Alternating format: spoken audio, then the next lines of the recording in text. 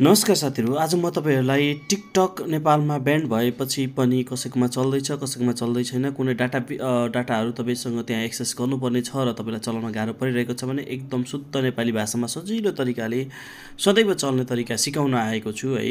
यसमा तपाईले VPN केही पनि अन गर्न पर्दैन, एकदम सजिलो तरिकाले म तपाईहरुलाई सिकाउन गइरहेको छु है। कुनै पनि थर्ड पार्टी एप पनि डाउनलोड गर्नु पर्दैन, कुनै पनि अरु अतिरिक्त एपहरु डाउनलोड गर्न पर्दैन। हजुरलाई एकदम सजिलो तरिकाले म सिकाउन गइरहेको छु है।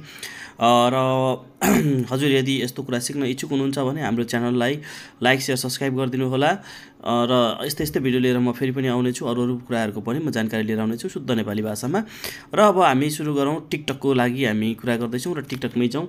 सबैभन्दा पहिला तपाईले यहाँ देख्न सक्नुहुन्छ, म तपाईलाई एउटा एरोबाट देखाउन गइरहेको छु। यहाँ हेर्नुस् हजुरले, टिकटक मैले गोलो लगाएँ है। यो टिकटक अहिले चलिरहेको छैन, कतिकोमा चलिरहेछ कतिकोमा चलिरहेको छैन।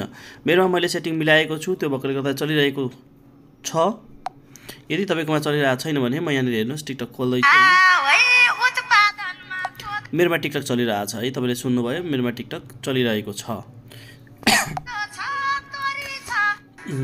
अरु भिडियो पनि आइरहेको छ, हेर्नुस् स्क्रल गरिरहेको छु, मेरोमा मजाले भिडियो चलिरहेको छ। यदि तपाईकोमा चलेको छैन र तपाईलाई सेटिङको लागि अलिकति अप्ठ्यारो परिरहेको छ या थर्ड पार्टी एप्लिकेसनहरु डाउनलोड गर्न चाहनुहुन्न तर पनि टिकटक चाहिँ चलाउन पर्ने छ, चलाउन मन लागेको छ भनेदेखि म तपाईलाई एकदम सजिलो राम्रो तरिका सिकाउन आएको छु। र यो भिडियोलाई अलिकति लामो समयसम्म हेरेर यो पुरै फुल भिडियो हेर्नुस्। फुल भिडियो हेरिसकेपछि तपाईले आफैले गर्न सक्नुहुन्छ। यसको लागि कुनै पनि अरु दोस्रो मान्छेलाई तपाईले साथ समर्थन लिनु पर्दैन है। ल अब हामी सुरु गरौँ। कसरी चल्ने बनाउने नचल्ने टिकटकलाई भनेर सुरु गरौँ है। अब पहिला म मेरो एक्चुअल कस्तो हुन्छ सेटिङ भनेर त्यो देखाउँछु। जस्तै अब मेरोमा यो चल्नु भनेको मैले सेटिङ मिलाएको है। माथिपट्टि हजुरले हेर्न सक्नुहुन्छ, म यहाँ तपाईहरुलाई यो टिक्लाउँदै देखाउँछु है। यहाँ माथि कुनामा हेर्नुस् त, यो माथि एरो मैले देखाएको छु नि, यहाँबाट स्वाट तल तान्न मिल्छ, यसरी तान्न मिल्छ। तानिसकेपछि यहाँ माथि अब फेरि यहाँ योगेन्द्र लेखेको ठाउँमा हजुरले हेर्नु भने मैले वाइफाईलाई अलि क्लिक गर्यो भने काटिन्छ। तपाईलाई त्यो कुरा त थाहा छ। फेरि क्लिक गरिसकेपछि फेरि अन हुन्छ है। यसलाई लङ प्रेस गर्नुभयो भने तर के हुन्छ भने त्यही ठाउँमा यहाँ एउटा इन्टरनेट कनेक्ट हुन्छ। यहाँ अब जुनसुकै इन्टरनेट चलिरहेको होस्, मसँग यो तीनटै नेटको अहिले मसँग एक्सेस छ। म ठिक छ, अहिले यो थर्ड नम्बरबाट म बनाएर देखाउँछु तपाईलाई। योगेन्द्र DH 500 लेखेको छ नि, यो 5G यो वालालाई क्लिक गरेर देखाउँछु। अब यो मेरो यो एरोहरुलाई हटाइदिउँ। एरो हटाइसकेपछि यहाँ ट्याक्क मैले योगेन्द्र HD 500 लेखेकोलाई क्लिक गरेँ मैले। अर्को 5G पनि छ मसँग, यो चाँडै मसँग अहिलेलाई एक्सेस छ है। यसमा योगेन्द्र DH 500 कनेक्ट भयो। अब अहिले चलिरहेको छ कि छैन एकचोटि हेरौँ पहिला। एकैछिन चाहिँ हेर्नुपर्छ है, किनभने त्यो पहिलाको त्यो जुन डाटा डाउनलोड भएर बसिन्छ त्यो मात्रै चलेको पनि हुनसक्छ है कहिलेकाहीँ चाहिँ। हो यो चलेको हो, यो किनभने जति पनि स्क्रल गर्दाखेरि पनि आइरहेछ भने चाहिँ यो चलेको भयो है। ल ठिक छ, अहिले चलिरहेको छ यो, किनभने यसमा अब सेटिङ चेन्जेस छ। म अब के सेटिङ चेन्ज गरेको छु मैले त्यो पनि तपाईहरुलाई देखाउँछु है।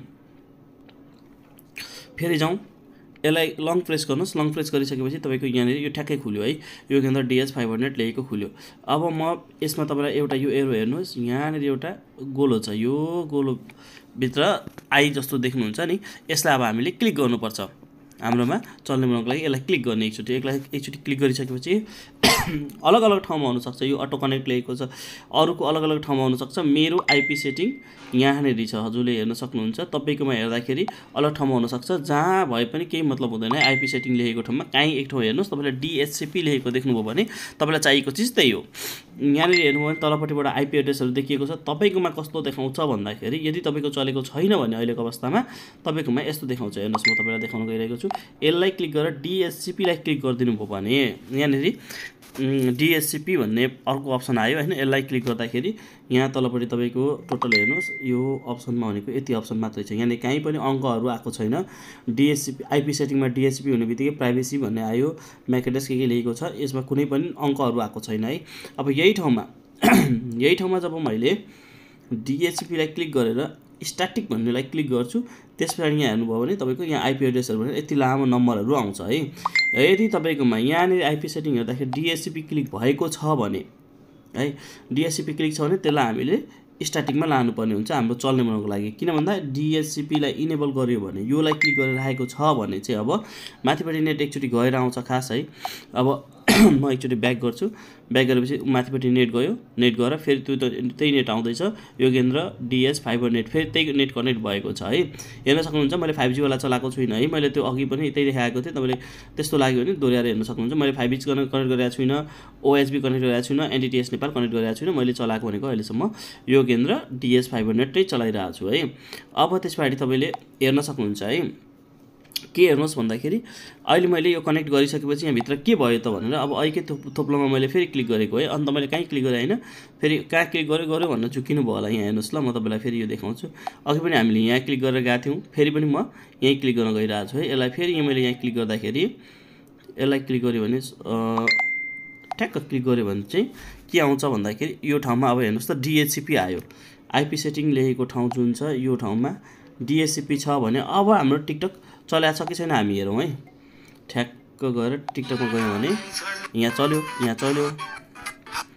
हामी अलिक तल जाउँ, हो अब चल्न छोड्यो। यहाँ तल हेर्नुहोस्, तपाईँले यहाँ हेर्दा थाहा पाउनुहुन्छ यहाँ टुई टुई टुई टुई टुई तुप्लुक घुम्न थाल्यो र यहाँनिर चलेन। यो भनेको डाटा अब DHCP इनेबल भइसकेपछि के हुन्छ भन्दाखेरि सेवा प्रदायक अर्को नेट भन्नु नि त, त्यही हो, ठिक छ। र DHCP इनेबल भइसके पछाडि के हुन्छ भन्दाखेरि तपाईँले देख्नुहुन्छ यो सेवा प्रदायकले प्रोभाइड गरेको इन्टरनेट चल्दाखेरि चाहिँ यो नेट चल्दैन। यो माथि मैले सार्दाखेरि अर्को भिडियो आएन, हेर्नुहोस् हजुरले हेर्दा हुन्छ होइन, यो अर्को आएन। मै झन्डै कन्फ्युज भयो म भिडियो बनाउँदै है। हेर्नुहोस् यहाँनिर त्यो दुईवटा डल्लो घुमै भयो, त्यो अर्को नेक्स्ट आएन है। अब यही ठाउँमा यो DHCP यो भनेको इनेबल हुँदाको भयो है। अब यही ठाउँमा DHCPलाई फेरि हामी डिसेबल गरेर पनि हेर्छौँ भनेको स्टार्टिङमा जान्छौँ। स्टार्टिङमा जाँदाखेरि अब नेट चल्ने चाहिँ कसरी बनाउँदा हो, यस्तै भएको छ मेरो भनेर त सबैलाई थाहा छ, सबैको यस्तै भएको छ नराटी भन्दाखेरि होइन। म एकचोटि यसलाई काट्छु, टिकटकलाई फेरि काटेर पनि खोलेर देखाउँछु। एकचोटि टिकटक काटेँ, टिकटक फेरि मैले खोलेँ। टिकटक खोल्दाखेरि तपाईँले हेर्न सक्नुहुन्छ यहाँनिर यो एउटा बज्दैछ तर भिडियो आएन। हेलो मैले सारेँ, कुनै पनि आएन है, कुनै पनि यहाँनिर चलेको छैन। नेट चलिरहेछ तर सरकारले बन्द गरे अनुरूप यो टिकटक अहिले यहाँ चलेको छैन। सेवा प्रदायकको आफ्नै इन्टरनेट चलाउँदाखेरि यस्तो भइरहेछ। अब यसमा हामी के गर्छौँ भन्दा DHCPलाई चेन्ज गर्छौँ। फेरि हामी जाउँ यो योगेन्द्र लेखेकोमा एकछिन लङ प्रेस गरौँ। लङ प्रेस गरिसकेपछि यो गोलो थोप्लोमा, यो गोलो थोप्लो जुन छ यसमा हामीले क्लिक गर्नुपर्छ। यसलाई क्लिक गर्छौँ, जुन कनेक्ट भएको नेट छ नि त्यसलाई क्लिक गरौँ। एकचोटि क्लिक गरिसकेपछि त्यसलाई तल सार्दै जानुहोस्। अनि त्यसपछि तपाईँले के याद गर्नुहोस् भन्दाखेरि कहाँनिर IP सेटिङ भनेर लेखेको छ या जेसुकै लेखेको होस्, म्यानुअल सेटिङ IP सेटिङ जे लेखेको भए पनि त्यहाँ DHCP भनेर लेखेको हुन्छ। यो शब्द कहाँनिर छ खोज्नुहोस्, यो एन्ड्रोइड होस् या आइफोन जेसुकैमा पनि यही प्रयोग गरेको हुन्छ है। यहाँ जहाँ तपाईँले DHCP लेखेको देख्नुहुन्छ नि त्यहाँनिर जानुहोस्, त्यहाँ गएर तपाईँले क्लिक गरिदिनुहोस्। यसलाई क्लिक गरेपछि तलपट्टि हेर्नुहोस् त स्ट्याटिक भन्ने आउँछ, DHCP स्ट्याटिक भन्ने आउँछ या म्यानुअल भनेर पनि आउन सक्छ। त्यसलाई क्लिक गरिदिनु। क्लिक गरिसकेपछि यसरी यहाँ नम्बर आउँछ। यो नम्बर आउँदाखेरि यहाँ तपाईँले DNSमा हेर्नुहोस्, तपाईँको 1.1.1.1 यो DNS 1 हो है। हजुरले हेर्नुहोस् होला, हजुरले त्यहाँ हेर्नुहोस्, यहाँ माथि हेर्नुहोस् DNS लेखेको ठाउँमा यहाँ हेर्नुहोस् त DNS 1 मा 1.1.1.1 पारेको छ। यो चाहिँ मैले बनाएको चिज भयो होइन। यदि तपाईँको ठाउँमा यस्तो तपाईँको नेट चलिरहेको छैन भने सायद त्यहाँनिर तपाईँको राउटर लेखेको यहाँ जे लेखेको छ नि यही अङ्क यहाँनिर दोहोरिएको हुन्छ, प्रायःकोमा यो दोहोरिएको हुन्छ। यदि अरू जेसुकै होस् त्यसलाई सौलक्क हटाइदिनुहोस्, त्यो डिलिट गरिदिनु होला।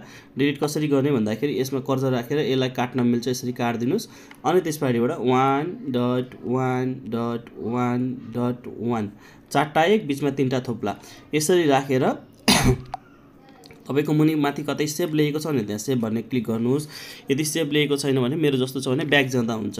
हेर्नुहोस् है DNS 1 मा जेसुकै होस् सबै हटाइदिनुहोस्। यसमा मात्र अरू कुनै पनि नचलाउनु होला, अरू माथिको कुनै पनि तपाईँले नचलाउनु होला है। यिनीहरूलाई कुनैलाई पनि नछुनु होला है, यिनीहरूलाई कुनै पनि नछुनु होला। मात्र यो मात्र चेन्ज गर्नु होला है, योलाई मात्र तपाईँले चेन्ज गर्नुहोस्, यो मात्र चेन्ज गर्नुहोस्। र यहाँ जेसुकै होस् यसलाई हटाएर 1.1.1.1 पार्नुहोस्। यति पारिसके पछाडि तपाईँले के गर्न सक्नुहुन्छ भन्दाखेरि ब्याक जानुहोस् या तपाईँकोमा सेभ गर्ने अप्सन छ भने सेभ गर्नु होला।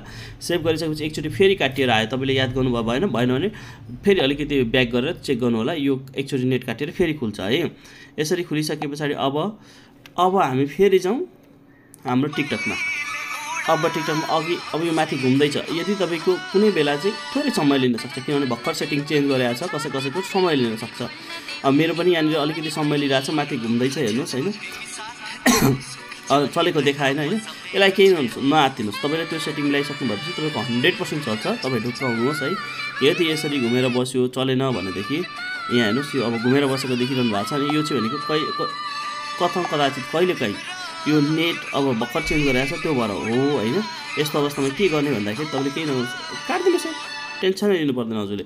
ठ्याक्क फेरि जानुहोस् टिकटकमा, किनभने तपाईँले सेटिङ त मिलाइसक्नु भएको छ। अब एकैछिन होल्ड गर्नुहोस्, आइसक्यो। अब यहाँ फेरि अझै अलिकति इन्टरनेट भइरहेछ, आइसक्यो। अलिकति टाइम लिन खोजेको थियो, आइसक्यो। अब हेर्नुहोस्, साह्रैको साह्रै गर्छु है म। अब सार्दा गर्दा तल चल्छ चल्दैन भने हेर्नलाई हो। यो तल दुईवटा थोप्ला घुमौँ, फेरि आयो। अब फेरि छिटो सारौँ, तल दुईवटा थोप्ला घुमौँ, आयो। भनेको यो भनेको इन्टरनेट चलिसकेको छ। र यो मेरो प्रोफाइल पनि खुलिसकेको छ। वेग नेपाल मेरो प्रोफाइल भयो होइन।